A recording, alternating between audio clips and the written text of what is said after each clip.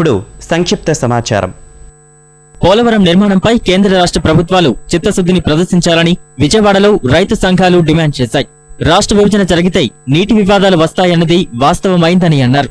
ఆంధ్రకు నీటి విడుదల విషయంలో తెలంగాణ ముఖ్యమంత్రి తీరుపై రైతు సంఘాలు అసంతృప్తి వ్యక్తం చేశాయి.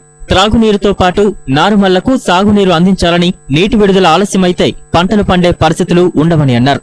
బచావత్, బ్రిజేష్ ట్రిబ్యునల్ నివేదికలలో కేటాయింపులను అమలు జరపాలని, సముద్రంలో కలిసే 80 టీఎంసీల నీటిని ఇప్పుడున్న పరిస్థితుల్లో ఉపయోగించుకోవాలని అన్నారు. నీటి వివాదంపై పసగల వాదనలు చేయాలని కోరారు. ఎక్కడ మాట అక్కడే, తెలంగాణలో మాట తెలంగాణలో చెప్తున్నారు, ఆంధ్రప్రదేశ్లో మాట ఆంధ్రప్రదేశ్లో చెప్తున్నారు. ఒక పక్కన మళ్ళీ ఆకుమళ్ళు పోసుకునే టైం వచ్చింది. ఆకుమళ్ళకి నీళ్ళు ఇవ్వడానికి వీలు లేదని అన్నారు. ఎవడో దానికి అడ్డుకునే పరిస్థితి లేదు, ఇచ్చి తీరాల్సిందే. ఎందుకంటే అది ఖచ్చితంగా అమలు జరుగుతోంది.